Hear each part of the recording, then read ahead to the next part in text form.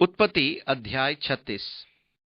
अब अध्याय 36 में हम बहुत गहराई से जाने का प्रयास नहीं करेंगे, क्योंकि इसमें एसाव की वंशावली दी गई है और उनका वर्णन अध्याय 36 में किया गया है, क्योंकि उसको अब तस्वीर से अलग होना है। परंतु आपको एसाव के वंशजों को देखने के लिए पवित्र शास्त्र उनके नामों की सूची अध्याय 36 में देता है। एसाव, जो एदोम भी कहलाता है, उसकी ये वंशावली है। उत्पत्ति 36:1। एसाव का अर्थ है लाल, और वो एदोमियों का पिता था।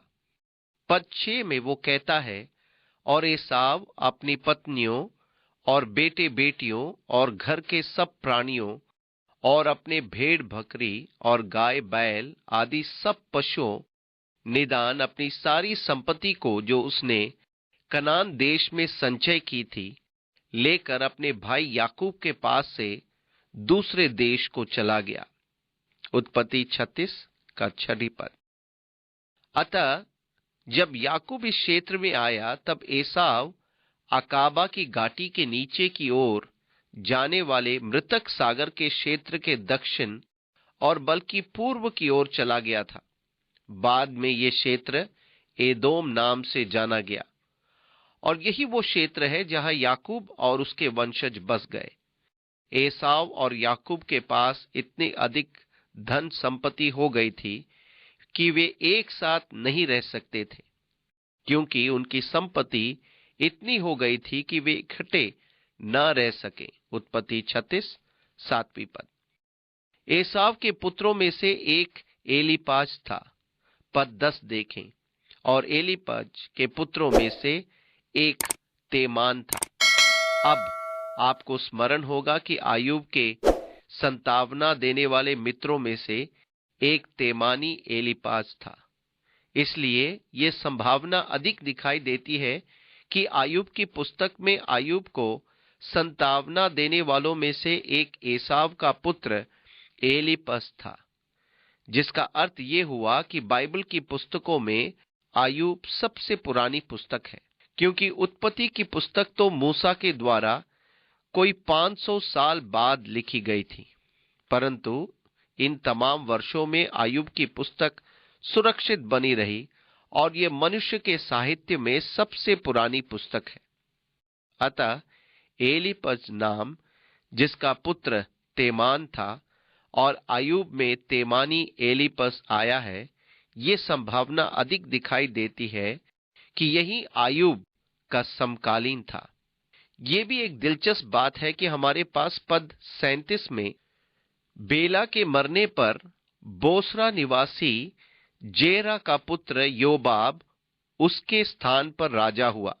उत्पत्ति 36:33 पद।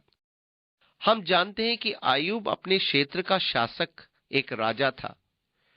यह हो सकता है कि यहां जिस योबाब का वर्णन है वो आयूब की पुस्तक का आयूब था, और निश्चय ही तब एलीपज उसके मामाओं में से एक था, जो अय्यूब पर दुख का पहाड़ टूटने और विपत्ति आने पर उसे भेंट करने और संतावना देने आया होगा।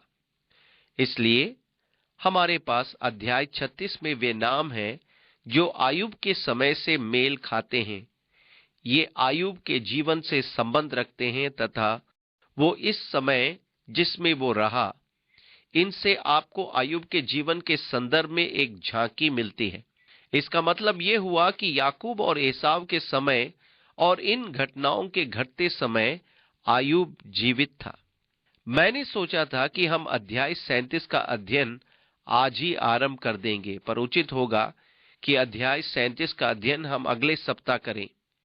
जब हम इन वृत्तांतों पर दृष्टिपात कर रहे हैं, तो मैं सोचता हूं कि आगामी अध्ययन में हम एक साथ 5 अध्यायों के वृत्तांतों को देखेंगे। हमने उत्पत्ति के उन भागों का अध्ययन पूरा कर लिया है जो मेरा पसंदीदा है, और इनमें यूसुफ मेरा अत्यंत पसंदीदा चरित्र है। हालांकि यूसुफ के जीवन चरित्र पर फिल्में बनाई गई हैं, पर वे उतनी अच्छी एवं सटीक नहीं हैं। मुझे यूसुफ के जीवन का अध्ययन करना बहुत अच्छा लगता है। आपको भी लगेगा, क्योंकि वो बाइबल में मेरा एक मनपसंद चरित्र भाग है। आइए हम प्रार्थना करें। परमेश्वर आपको आशीष दे और आपके जीवन पर अपना हाथ रखे रहें। वो प्रतिदिन आपकी निगरानी करें और आप उसकी उपस्थिति के प्रति सचेत बने। परमेश्वर की निकटता का एहसास आपके मस्तिष्क से नहीं, पर मन के अनुभव से हो।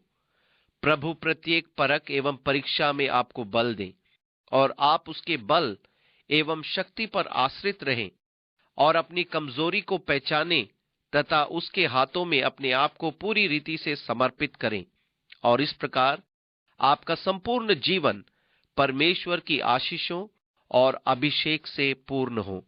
यीशु के नाम में आमीन।